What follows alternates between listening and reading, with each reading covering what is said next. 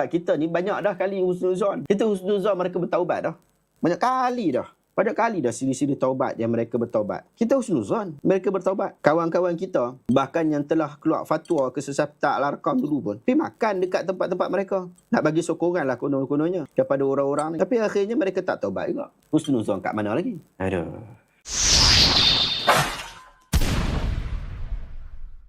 Okey, saya tengoklah kan, kebanyakan diorang ni kan, terutamanya dalam, saya tak mengatakan JSB tu Syiah, tapi kebanyakan macam Syiah, macam puak-puak ni kan, diorang ni beriman pada satu ayat, Ustaz. Apa dia tu? Iaitu, kamu jangan buka aib orang Islam. Diorang beriman tu. Dia hadis Tirmizi dengan hadis Abu Daud. Dia kata apa, seperti apa, Arab meletak di janggut lah apa kan.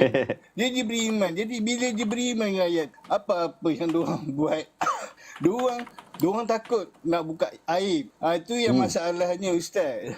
Jadi bila diorang beriman dengan ayat tu, dia macam mana, Ustaz tu?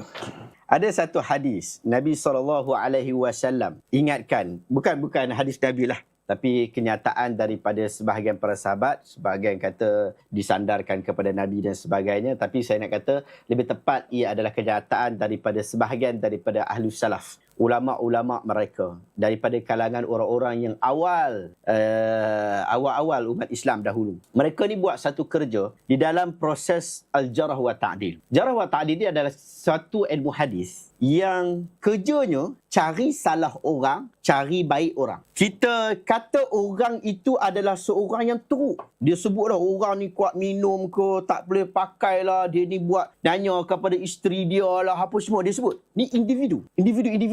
Dia kumpulkan satu buku. Cerita buruk orang. Dan satu lagi buku, As-Siqat. Cerita pula tentang orang yang baik-baik saja. Tentang orang lain lah. Sebab apa? Sebab kita nak pakai ataupun nak tolak satu-satu riwayat. Orang yang sampaikan kepada kita ni, cerita tu ada. Tapi boleh pakai ke orang yang cerita dekat kita. Jadi kita kena tahulah orang yang cerita kepada kita tu orang yang betul ke orang yang gelong. Macam tu. Jadi ilmu ni, nama dia ilmu al-jarh wa ta'dil. Para sahabat kata, ijlis bina nagtab fillah sa'ah. Mai hampa duduk dengan kami, jom kita bergosip dengan nama Allah. Kita bergosip kerana Allah Ta'ala. Sebab apa? Kita nak sebutkan tentang keburukan orang itu yang memberi keburukan kepada orang lain. Bukan aib dia yang disimpan oleh dia dan keluarga dia dan dia tak ada kaitan dengan orang lain. Jadi sebab dia ada kaitan dengan orang lain, maka dia perlu diceritakan. Lalu popularlah kenyataan ijlis bina nagtab fillah sa'ah. Duduk bersama-sama dengan kita bergosip, kita sebut tentang aib dia kerana Allah Ta'ala. Dalam perkara ini pun sama. Isu dia bukan aib GISB yang dia simpan sendiri-sendiri dan tak ada kaitan dengan orang lain. Isu dia berikan efek kepada masyarakat. Diberikan ancaman kepada masyarakat. Maka tidak boleh tidak, kita mesti menyebutkan tentang hal itu. Jika kita tak menyebutkan tentang hal ini, kita dianggap sebagai satu orang yang tidak menyebutkan tentang kebenaran. Kerana bagi orang-orang yang mengetahui perkara-perkara yang dapat memberikan keburukan kepada masyarakatnya, dia perlu memberikan penjelasan itu. Baru sampai dalam kategori disebut sebagai dakwah bilhal. Satu lagi pasal salah guna husnuzon. Dia pasal bila ustaz baca fatwa Sabah tadi kan, masyarakat dekat sana ada kes yang tak solat, masyarakat nampak memerhatikan bahawa mereka ada tak solat Jumaat, salah guna rumah amal. Maksudnya masyarakat memerhati. So dalam kes ni pegangan depa aku tak nampak, jadi aku husnuzon. Padahal dia nampak ni kerosakan kemungkaran tapi dia husnuzon. So ada tak ustaz dalam cara Islam ajak panduan husnuzon? Islam ni adalah satu agama yang tidak mengajar kepada pembodohan.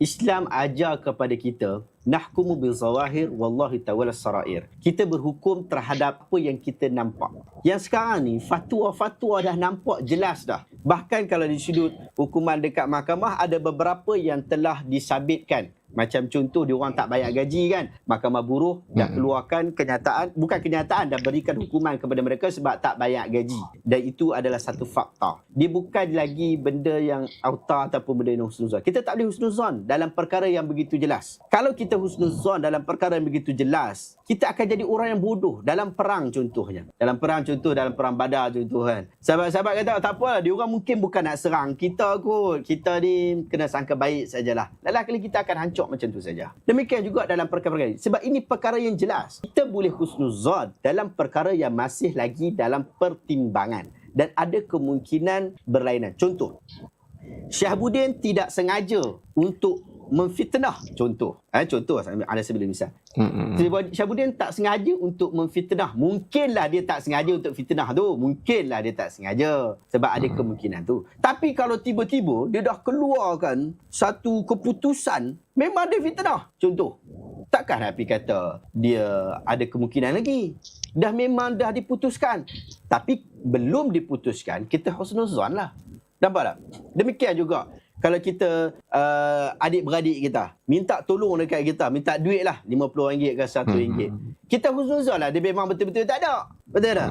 Tapi kalau rumah amal, nama GISB, rumah amal GISB, minta duit dekat kita, kita tak boleh husnuzon lagi dekat situ. Memang dah keluar fatwa tentang pengharaman bagi sumbangan dekat mereka dan seumpama dengannya.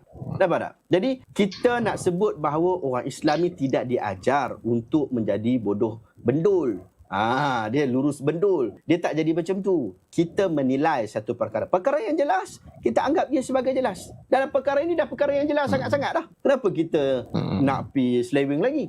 Bahkan kita disuruh untuk memberitahu. Wa anzir ashiratakal aqrabin. Berikan berita. Wa anzir, berikanlah peringatan kepada ashirah, kepada ahli keluarga, adik-beradik, sanak saudara yang berdekatan dengan kamu. Wa anzir ashiratakal aqrabin. Disuruhkan kita untuk melakukan hal seperti itu. Bukan kita main husnuzon macam kes ni. Kes ni tak patut husnuzon. Husnuzon main tamada. Kita nak husnuzon. Dah keluar fatwa kata sesat. Mereka tak sesat kot. Mereka mana? Fatwa dah sebutkan tentang kesesatan, maka tidak ada husnuzon lagi dalam bab ni. Orang curi duit kita. Dan memang diputuskan dekat polis dah. Kita husnuzon dia tak mencuri kot. Yang mencuri kot mungkin orang lain. Polis taklah tangkap. Kan? Salah putus. Tak boleh. Itu cara orang bodoh. Dia kalau kes curi duit ni selalu husnuzon dia. Mungkin dia susah. Mungkin dia tengah ada kesetukan. Dia ada apa. Tak kena kat kita. Kalau kena kat kita, kita yang mula-mula pelukui dia. Kita mula-mula yang pukul dia. Itu masalah. Allahu Akbar. Dia menarik bila Ustaz cakap apa senaraikan kebaikan apa semua kan. Kan baru ni ada pemanggil yang kata kebaikan dia pun dia jaga solat apa semua jaga tahajud apa semua tu kan. Dan dia pun lupa. Dia jaga tahajud tapi dia doa kepada Abuya. Itu yang dia pun lupa.